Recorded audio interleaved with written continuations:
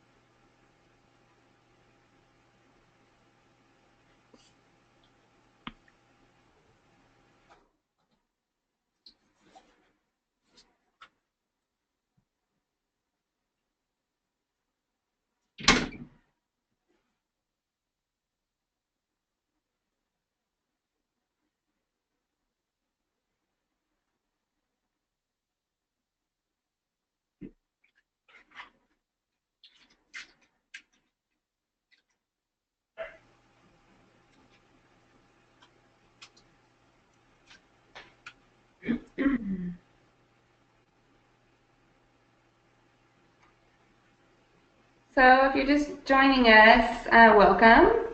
And we'll get started here in just a minute. We're letting everybody log on. And thank you for joining us today.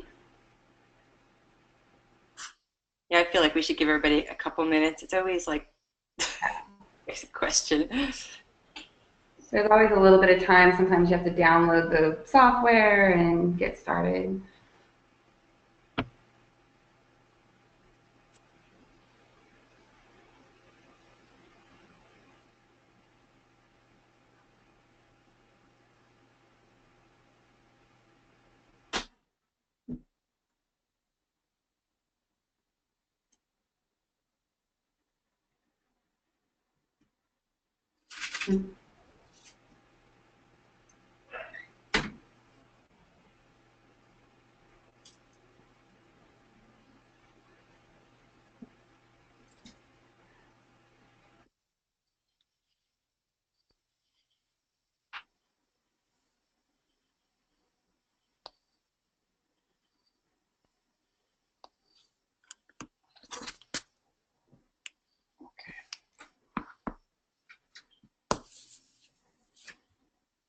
Let's give it another minute here.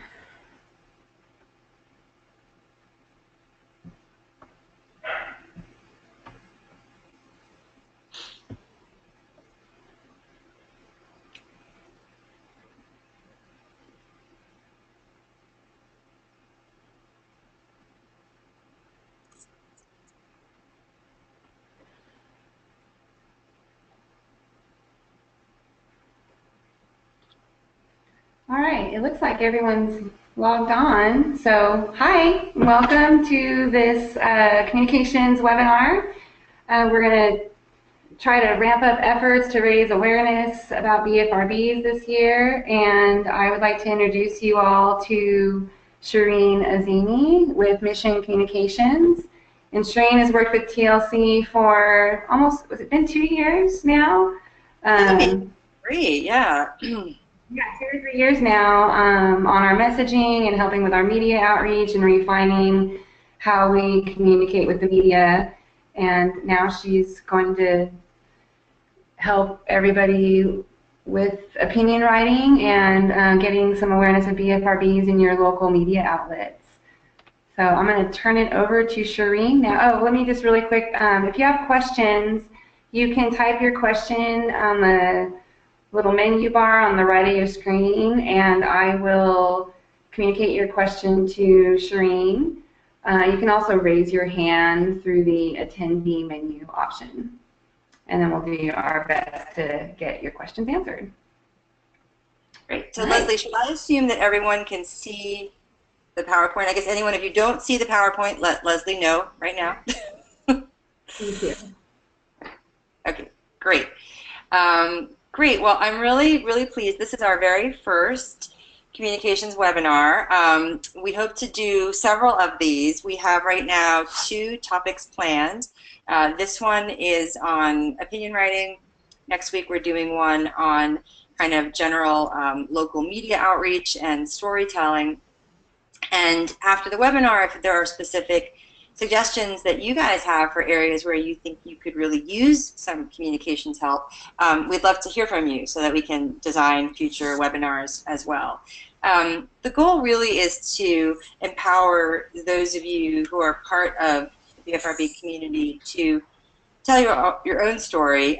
There's only so much we can do without what we call hard news. When when a celebrity comes out with trick or a major research study is published, that's what we call a news hook, and people talk about it, but most of the time, just trying to convince a reporter to care is challenging, and that's why these personal stories that we're going to talk about today can be such an effective tool to raise awareness. So let's see here. Okay, so that's our topic today, sharing your voice. The goal of today's workshop is really to just give you some basic information in preparing and submitting opinion pieces to your local news outlets. And then if you want to tune in next week or one of the future ones, will be more about how to create your own content and identify who locally you should be sending media advisories to, and thinking about stories that you might share with us so that we could share them with national outlets or with the newsletter community. So today, the first thing we're going to do is actually review for you what we at TLC, and I say we, having now been part of the team for a few years, what we've been sort of honed in as the key messages. You may have your own way of saying these things, but the idea is that we want you to know how the TLC Foundation for Body-Focused Repetitive Behaviors is presenting itself, presenting the problem, and potential solutions to the problem. Then we're going to talk about your role and kind of the different roles that people can play in the community, and then we're going to have some very concrete how-to tips for writing both letters to the editor and op-eds or opinion essays. So I'm not going to spend a ton of time on the messages. I think that this is being recorded, I believe, and we're happy to share the PowerPoint with any of you. So don't feel like you have to take super detailed notes. But what we have decided to emphasize in talking about the problem, first, that hair pulling, skin picking, and other body-focused repetitive behaviors are really part of a category of a disorder affecting 3% or more of the population. When I say this to reporters or even to colleagues, they're very surprised, especially when I contextualize it like that's more people than suffer from anorexia or even OCD or things like Tourette's that are much more commonly known. And so the idea here is that it's a spectrum of disorders. It affects a significant number of people, and it's still largely underdiagnosed and insufficiently treated. So this is sort of the aha, right? Then we want to get into the fact that these disorders have a real impact on the people who experience them, right? As you all know, it can be painful, it can be socially isolating, it can even be sort of temporarily disfiguring, and yet many people suffer in silence because they don't even know that what they have, that what they do has a diagnosis or that there is treatment. And so this is this message is really about what we're talking about today, this lack of awareness, even and especially on the part of people who are experiencing it or their sort of immediate care providers. And then finally, compounding that is this the notion of shame, because a lot of people assume incorrectly that it is a behavior that's sort of a habit that someone can simply stop, and as we know, that's nearly impossible without some kind of intervention. So these are the messages that we, with Leslie and her staff, have been kind of trying to work into our general communications, and we encourage you to kind of think of these concepts and put it in your own words if you like, but kind of focus on that idea of, first, significant number of people affected yet very under-recognized. 2, has real concrete impact on the lives of people experiencing it, and they simply don't know where to go for help. And 3rd, that the sense of shame really compounds the problem and sort of can interfere with whatever treatment or help might be available. So that's what we call sort of our problem messages. Now, where does TLC come in? I was part of I led the rebranding process for TLC and the naming a couple of years ago, and this is what we came up with, what we sort of call like our positioning statement. When we introduced the TLC Foundation, this is what we want people to know. We want them to think of the foundation as the world's leading authority on hair pulling, skin picking, and related disorders, because honestly, it is. I did my research. I know there are some groups in Canada. I know there are some sort of larger umbrella groups that deal with different kinds of disorders. But really, when you add up the kind of support that it provides to the community, the actual scientific research, the professional training, it really does, as we say here, take a comprehensive approach to helping people overcome their disorder and heal. So, I would encourage you not to be shy about it. When you have an opportunity to talk about your relationship with TLC, we want people to know that it is the go-to resource. I don't know of any other resource that has, let's say, more expertise in this particular subject. The second slide here is really just detailing out these different ways in which the foundation works. I'm sure you're all familiar with this, right? Connecting individuals and their families to help end the isolation and provide support. That's what a lot of, I don't know if any of you are support group leaders on the call. Being able to refer people to treatment providers and services. This is the referral service. It's all listed out on the website, and I know Leslie and her team take calls from people all the time. They do outreach to providers and educators. I don't know how many of you know this, but we have brochures in-house that we share with and send to, sometimes they appear in doctor's offices, or they might go to teachers, they go to cosmetologists, saying like, hey, here's how to recognize if someone that you're providing care to or working with, here's how to recognize some of the signs of a BFRB. And finally, for the last several years, especially, TLC has been funding research projects and currently has the largest ever patient study of BFRB patients. And we're expecting to have data, hopefully, I guess within a year, some preliminary data on what these sort of underlying genetic, biological markers might be. So these are the way that TLC works. You don't need to memorize it. We just kind of want you to know it. But this next part, and this is sort of the third part of the messaging, is what do you want people to do with this information?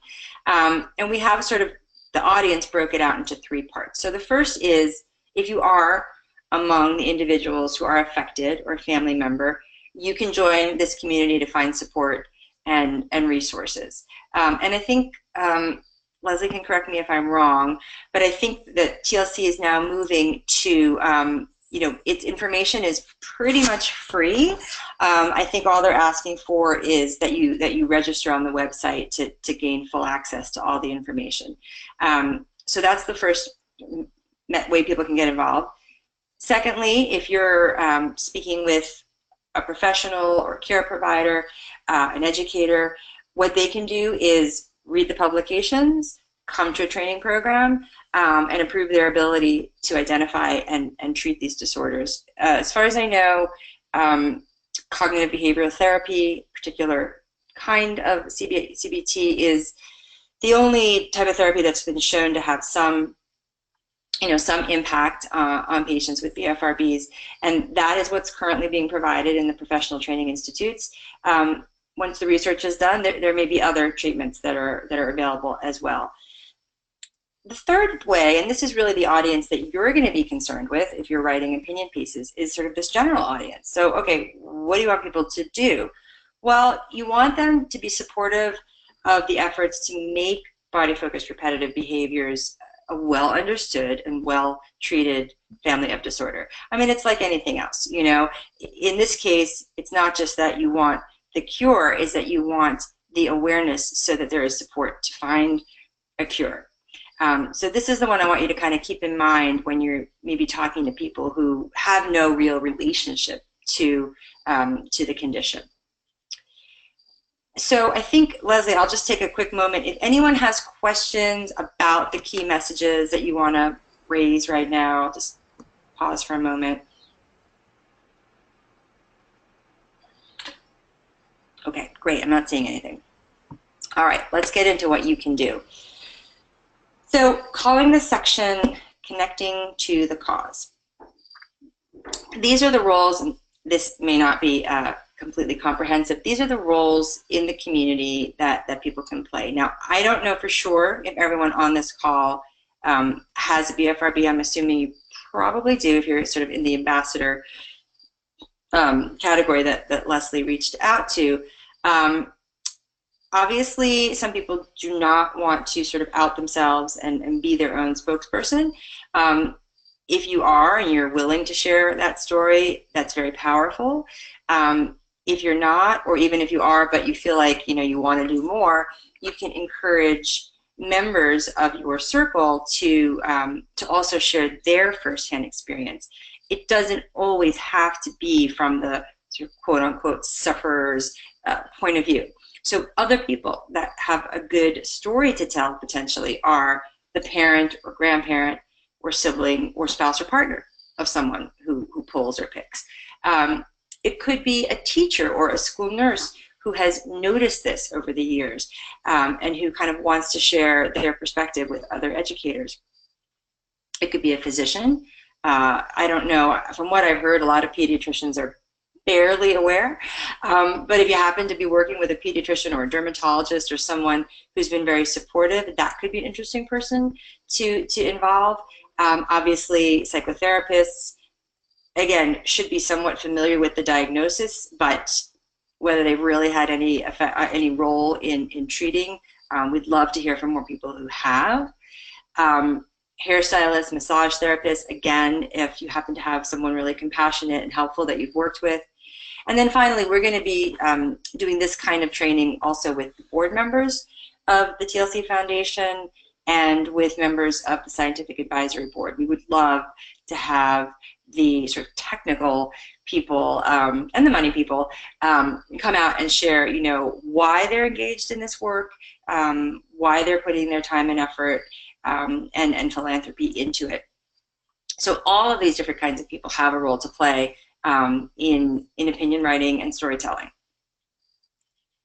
Now, when you are addressing the public, as we talked about before with the key messages, we're going to assume that everyone in a letter to a newspaper or who reads an opinion essay in a kind of mainstream newspaper is what we were going to call the general audience.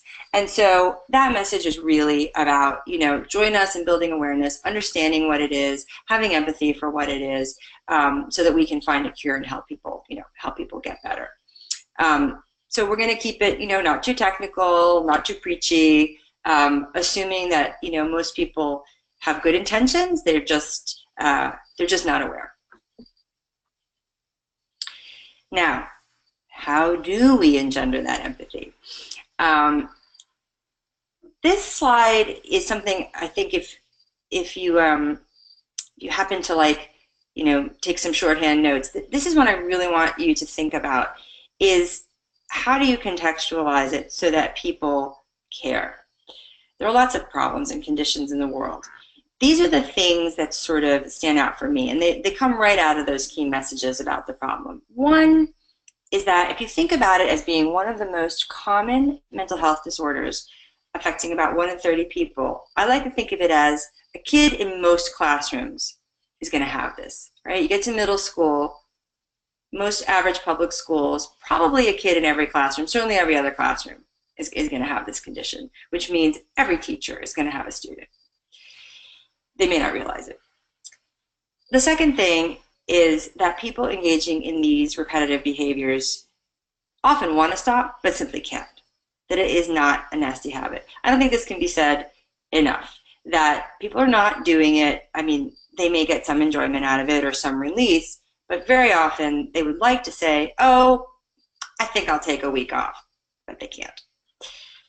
The third thing, and this is getting a little fine-tuny, but I think because people immediately want to know, well, oh, is that X? Is it OCD? Is it like cutting? Is it like, you know, and I think for me to say that you repeat something, one of these behaviors enough, and it can lead to something that's unhealthy or unsightly or painful.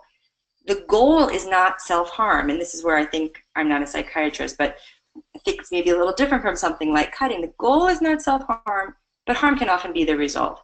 So it's a fine line, but I think it's important when trying to engender empathy that people don't assume that, oh, these people just, you know, they're totally down on themselves and they're just trying to, you know, harm themselves. No, it's something that you're compelled to do that maybe even has a certain amount of stress release. But the problem is you do it too much, and like anything, you know, it can have a really negative impact.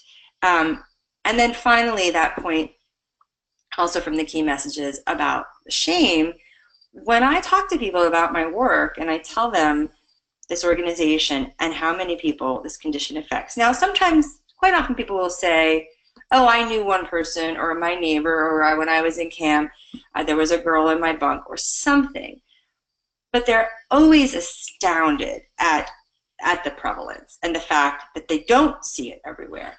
And so this notion that shame is often what is getting in the way, or fear of judgment or being embarrassed, I think it is really important when trying to tell your story that people understand that it is hard to do so, and you're not alone in that. You know, there are other conditions that, you know, for better or worse, have a certain stigma attached to them, and people, it makes it even harder to talk about.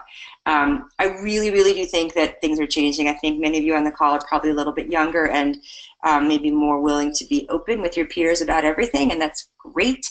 I think people in my generation have tended to be more private about this, and it may have to be the younger generation who kind of takes the lead on this. All right, so we're going to get into some technical stuff now. I don't know if any of you have ever written a letter to the editor. It's really not rocket science. Just some basic things you need to know. So, when do you do it, and why do you do it? It has to be super fast. Like, you read an article in the newspaper that's about BFRBs, it's about someone with trich, it's about a study at the local university, it's about a kid at school who had to go to the nurse. I don't know. Anything you read. Literally that day, decide you're going to write the letter and get it off like the next day. 2 days max. Especially now, because newspapers are publishing online as soon as things come in. The response has to be immediate, and it has to be in response to something very specific. Your purpose in writing could be to correct an error or fill in an omission. So chances are, you know, they're not going to have as much information or expertise, and the reporter probably didn't check BFRB.org or may not have. So that's your opportunity to correct something or fill in a blank. You can also be courteous and express your gratitude for the coverage because it gets so little. You can connect readers with the TLC Foundation. Again, if it wasn't included in the article, that's a great opportunity. It's basically just like a follow-up for the reading community. Or you can tell them something very specific, like about whether a local support group exists. So if it's your local paper in Milwaukee and there's an article about a kid or someone who's maybe come out and maybe even launched a campaign, anything, and for you to be able to follow up and say, you're glad to see the coverage, and you'd like everyone to know that Milwaukee has a group and it meets on Tuesdays, or here's the website or whatever. So these are the kinds of very specific things that you're going to be responding to, and that you're going to be kind of how do you do it? Okay, first you have to read that particular publication submission guidelines. It's usually on the website, or if you have a hard copy, it may be like kind of inside where the letters appear. It'll tell you how many words, and that is a really hard rule. It could be 150 to 250 average. That's like, if you type, that's like the paragraph, basically. You want to scan some of the other letters to see what they're saying, the tone, and who's getting published, how are they referring to themselves. You want to very specifically reference the article, the title, and the date, so they know exactly what you're responding to. And here's the hard part. Make one point. Like, decide what is the one thing you really want to insert into that conversation, and focus your whole paragraph or so on that. And very importantly, indicate your relationship to BFRBs. So back to who in the community, if you write the letter and you want to talk about yourself as someone who's, co-leads a support group, or someone who's had the condition for 10 years, fine. If it's an opportunity for you to nudge one of your support circle people and your therapist, or your guidance counselor, or your mom, then that person should indicate the role that they're playing. Editors want to know why, of all the submissions they get, they should value the perspective and trust the authority of the particular person's letter who they're going to write. Again, that's different from a comment. Any idiot can post a comment, and they're often, quite nasty. So, if you want to post a comment directly after an article appears, that's fine. My clients find that, things so often go south in those comment sections that it's not terribly productive. Okay, so you've read the article, you've decided you're going to respond, or you're going to get sort of a messenger to respond. You can decide that main point you want to make.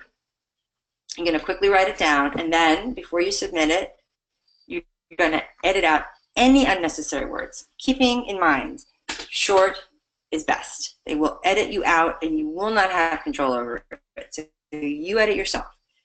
Check any jargon or acronyms and just spell everything out. Use a different word instead of the jargon. Make sure that, again, Joe Schmo reading his coffee over breakfast can understand it. You have to include your full name, the city of where you live, and your phone number for them to reach you. The city is important because a local newspaper or metropolitan area newspaper wants to publish letters from people who live there. That is their constituents, that's their community.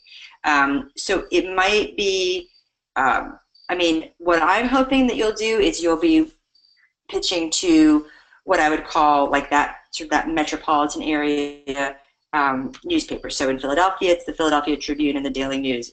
In Milwaukee, it's, I guess, the Sentinel. In Atlanta, it's the Journal-Constitution. There are other smaller papers. There are community papers. But chances are, if there is an article about BFRBs or about a related topic about behaviors, young people, where to go for help, you're going to get the best exposure in that kind of metro-wide newspaper. You're going to copy and paste the letter into the body of an email. You're going to make sure the subject line lets people know that it is a letter in response to whatever that article was or that topic was. And I would really encourage you to insert a hyperlink at the bottom to BFRB.org.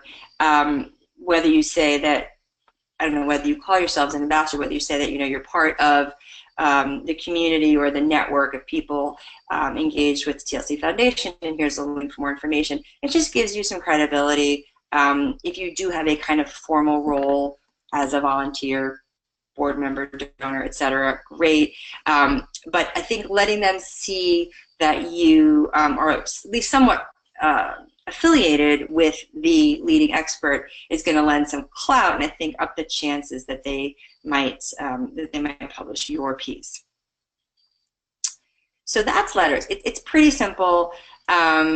You can call to follow up. I honestly don't know how effective that is. I think calling to follow up on an opinion piece, which we're going to talk about next, might be a little better, because that probably requires a little more persuasion and conversation among the editorial staff about what essays they're going to publish. The letters, you know, you could call to see if they got it, but I wouldn't hold your breath. So that's letters. Dash them off. You see it, just do it. Okay, opinion writing. Now here's sort of the meat of what we're going to be focusing on tonight. I love to read op-eds. I don't know about you guys. I love to hear different people's perspectives. When are you going to have the chance to do this? Okay. As you all know, BFRB Awareness Week is coming up. Nobody else knows that, literally. Okay, it's only BFRB Awareness Week because TLC decided that it is.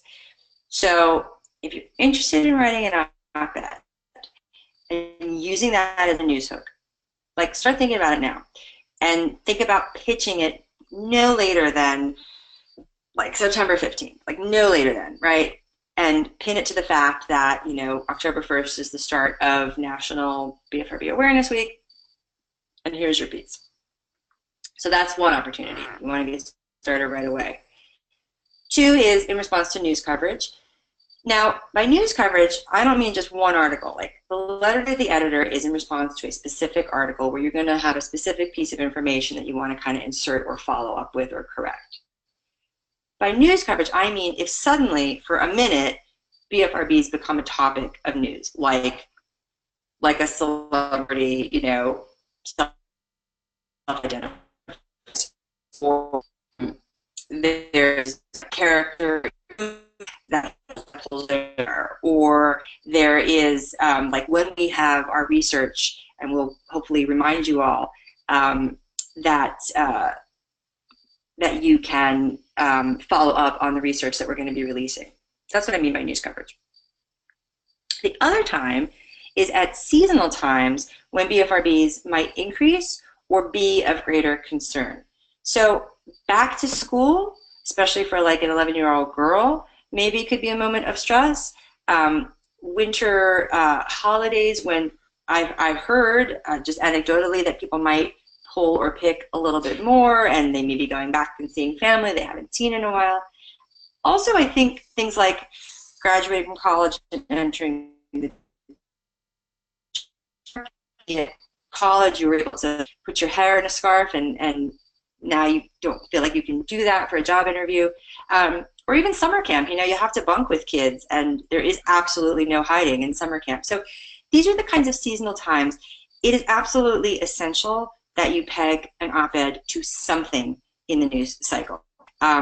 You just can't randomly decide that you're going to submit an op-ed on this topic and expect an editor to run it, because every week they're meeting, every couple of days they're meeting to talk about, you know, they have this much space, publish a handful of people each day.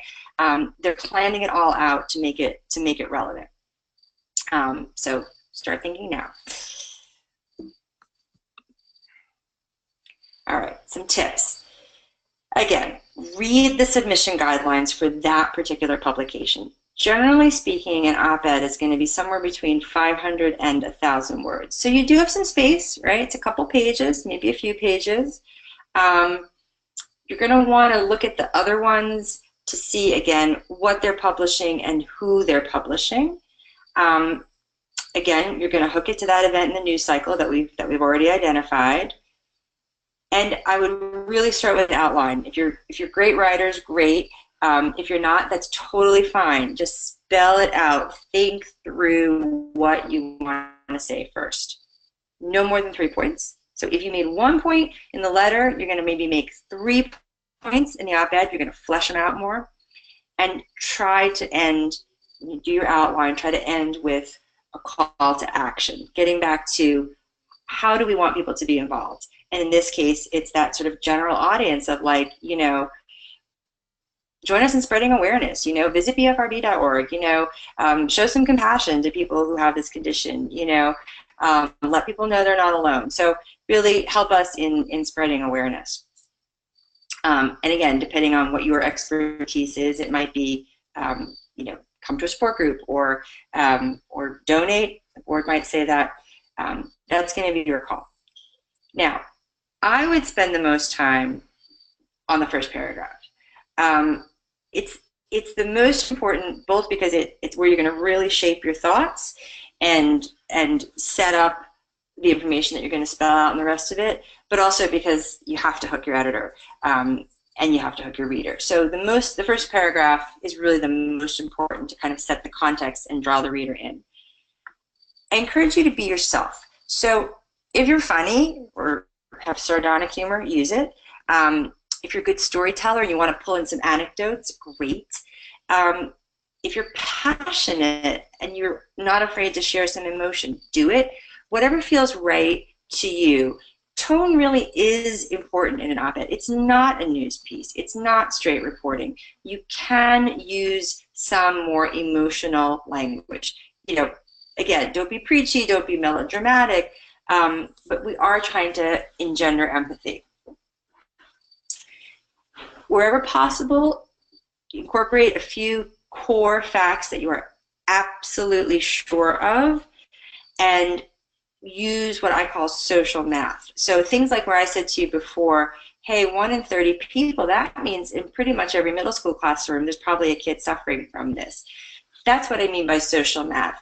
You kind of relativize it. Instead of just using a number or a percentage, you kind of paint a picture for someone. Oh, a kid in every classroom, I can picture that. So think about that whenever you are using facts and figures. And if you are involved with a support group, or let's say you're working with your therapist and the therapist is running, you know, a clinic, you want to avoid overtly promoting the support group, the clinic, the organization. So when I write an op-ed or work with one of my clients to write an op-ed, you know, they may want to talk all about the organization, and I say, no, we're going to talk about the issue. And the reason that you're talking about this issue is because you're an expert, because you're part of this organization. And this organization is going to have like a line, and it's really going to be part of your byline. But we're not going to talk about all the things the organization does in this op-ed, because that would be like asking the newspaper to give you, you know, free PR. Doesn't work that way. You can work it in, and especially where you indicate why you're writing and who you are. But this is not like a publicity for whatever initiative you may be involved with. A few things before you submit.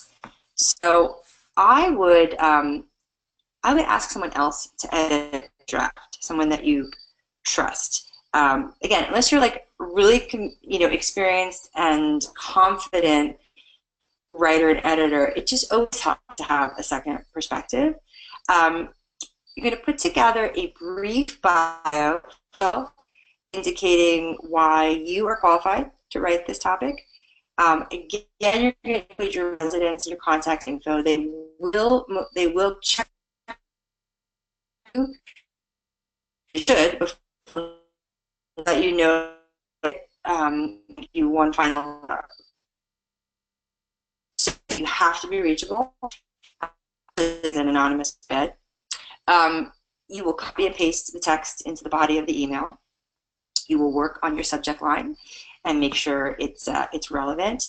And again, whenever possible, if you can find a way to work in a link to BFRB.org, the more people that do this, the more reporters are going to start to recognize the resource, and that's what we really, really want. We really want, when a health writer is thinking about what to talk about, or you know, who to quote or where to go for information, we want them to think of the TLC Foundation as a key source, in the way that the American Cancer Society is a key source, or the Juvenile Diabetes Research Foundation is a key source. We want TLC to have that same kind of recognition eventually. So that is like the my talking at you part of this. We were going to stop earlier for discussion and we didn't. So I think now, Leslie, I'm not sure how you want to do the muting and the unmuting, but I would be really happy to answer some questions, to share some advice, and to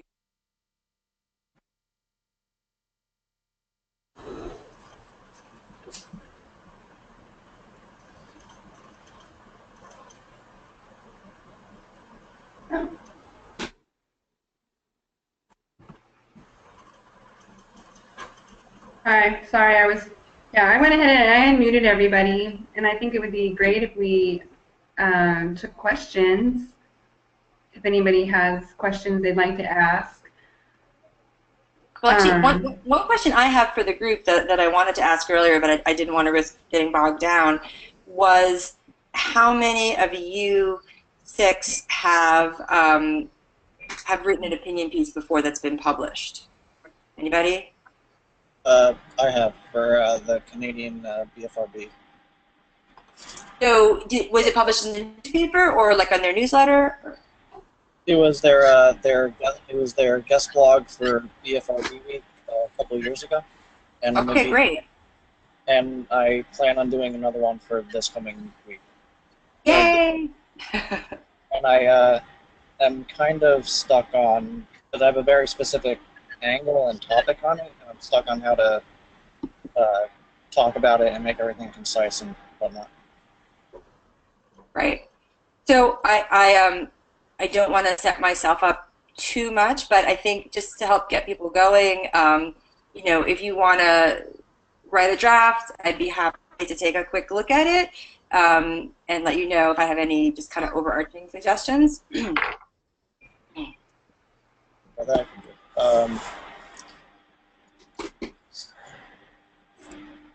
that I can do, and I can get that out to you, you know, within as soon as possible. I can't do it while doing this because my computer is 7 years old. Stuff. No, great. Anybody else? Are you all at least? Are you all interested in planning to try to put together a piece? I'd like to. Good. Most of the stuff that I've been in the media for has been people approaching me and say, hey, I want to interview you. So I haven't actually had to do any of the writing yet. Which is kind of scary because I, on the other hand, I don't know who was talking, person who was talking, but I, unlike you, feel that I have too many angles that I could come from, and I know that's not good, and I'm struggling to figure out what would be the best way to approach it. Mm-hmm. What are some of the angles you're thinking of? Well, I'm Sarah. I have Daisy. I don't know if some of you have met her or not, but she's my psychiatric service dog, so there's always that angle, and then there's the awareness angle of I do pageantry, and then there's just, in general, like my coming out story, and then, like, there's all these things that I could go with, and I don't know which would be the best way to go. Interesting. So, right, so you do the pageants, so people know who you are. I mean, that seems like an interesting story just about, unless you feel like you've already done this in interviews, about why you chose to put yourself out there like that. I mean, I'm sorry, I just saw a video, you may have seen it, of Pink giving an awards acceptance speech to her daughter, and her daughter at 6 years old saying, Mommy, people are calling me ugly. So I think that the ability of any woman in our society to come out and say, hey, I don't look the way you expect me to look, and I'm okay with that, or do you feel like you've already kind of said that in your interviews? I mean, have I said it before? Yes, because that's my message. That's one of the big things that I do. But is that an important message that I feel I could say over and over again and I'd be reaching someone different every single time? Yeah, I don't think that's something that'll ever get old, so I think that that's a good place for me to start, and I really appreciate that you guys helped me figure that out. Very good, very good. Awesome. Other questions? Feel free to jump in. I have a comment, not so much a question, but just FYI, it's Kimmy, and this is all Thank you so much. Peace, yay! this is all very recent. It sounds very familiar.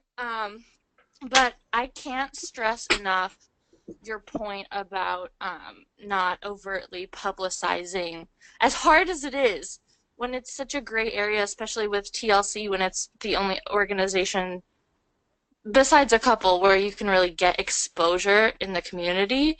I almost got turned away from the piece entirely after I had already written 2 drafts because the First Opinions editor remembered that I was a volunteer for TLC, and they trimmed it a lot from what I had originally written so that it wouldn't sound like I was giving free PR. So it's a really delicate balance, but I think the people who do it well are the people who will have the most success, because you can't write a piece without mentioning TLC. We don't want you to write a piece without mentioning. Especially, it's not possible. But yeah, I definitely agree with you on that. But you're right. So you want to, again, maybe in your mind, that she's a volunteer.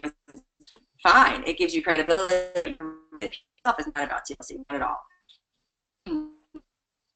Has everyone read Kimmy's piece? Very excited. Go read my piece. We should send it around, Leslie. Have you ever sent it around yet?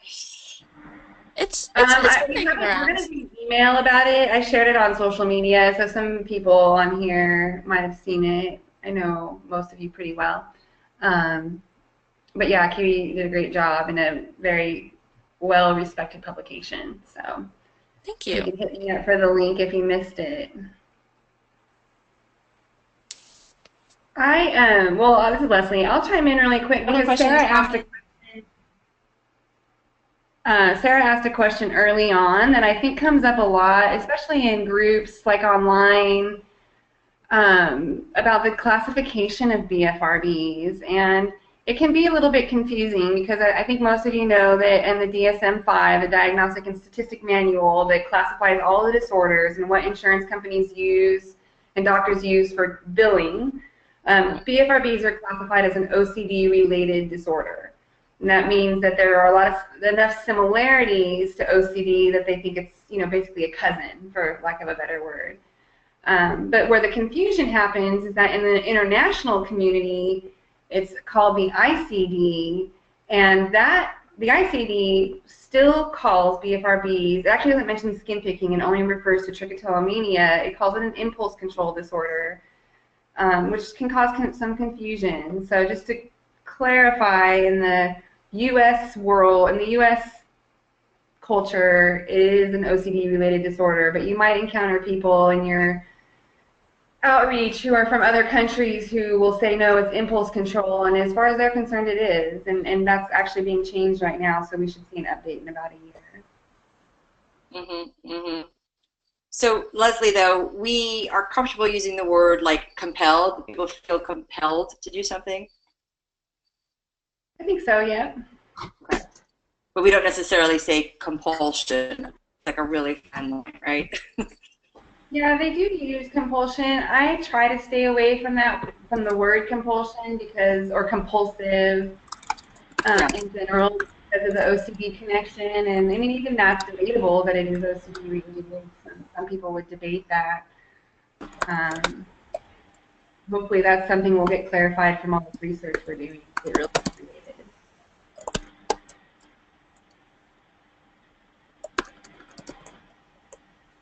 Any other questions or comments, or specifically things that you think would be helpful? Yeah.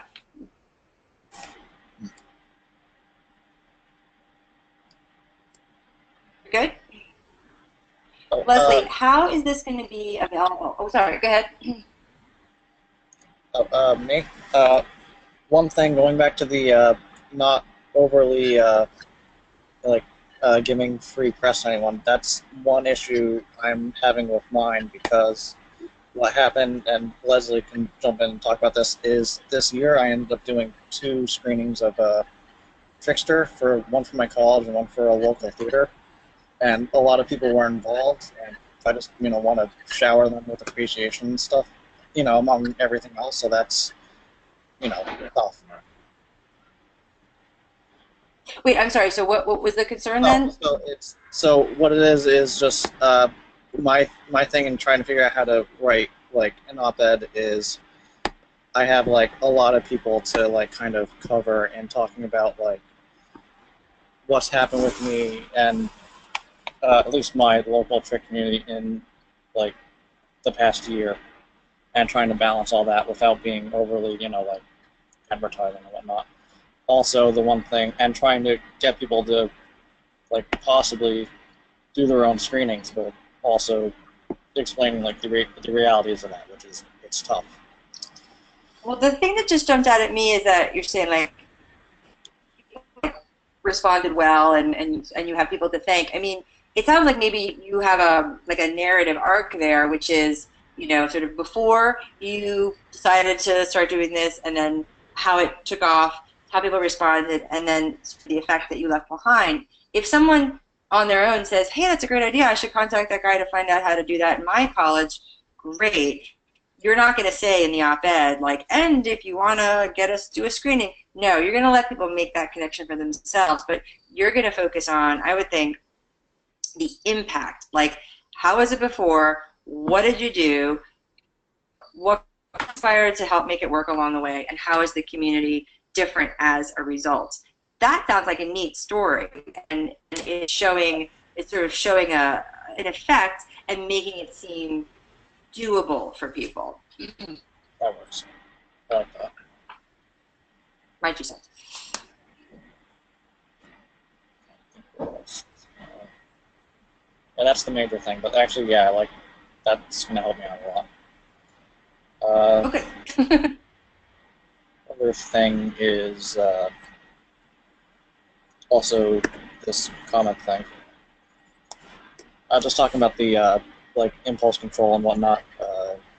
The comment over there, question. And look, you guys, you don't have to be the experts. That's the thing. It's like you're writing an opinion piece to tell your particular side of the story.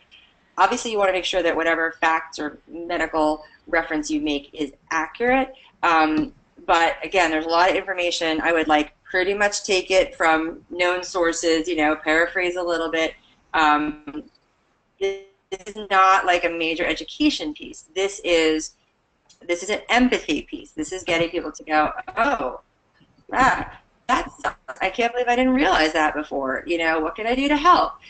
So just keep in mind that the goal of the piece is to make people give a damn. Really, that's it. And if they are a little wiser and they were able to recognize the signs, great. But that's kind of what we're doing right now. You can't do all the educating and all the fact providing. If they happen to go check out BFRB.org, great. Even better. But don't feel like you have to do everything in 750 words. Okay.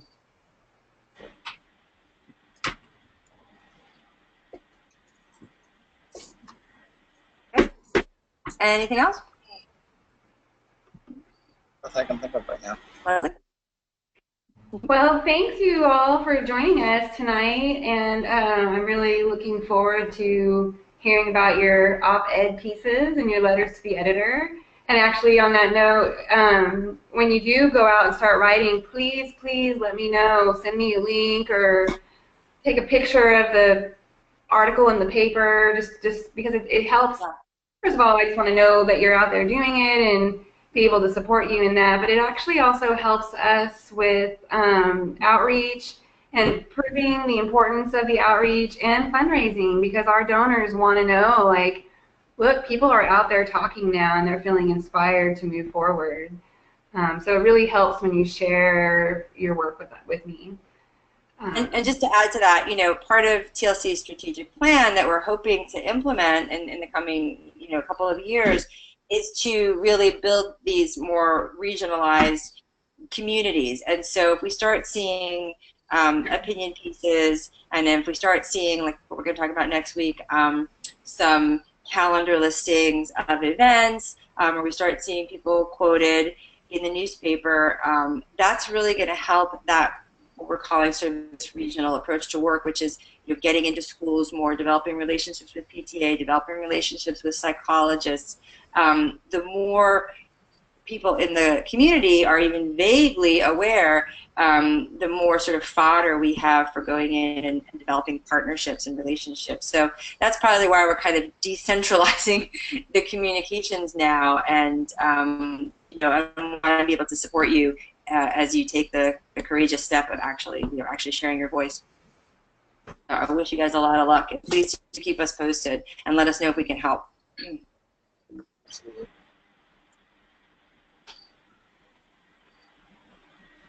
Thanks again, you guys. I'll post this video on bfrb.org/ambassadors, which has all of the ambassador outreach materials and other presentations. So this presentation and then the next one that Shireen's doing next Tuesday, you can find there within a day after the presentation is live. Okay, thank you so much for coming. Thank you, guys. Good luck. Thank you. Thank you.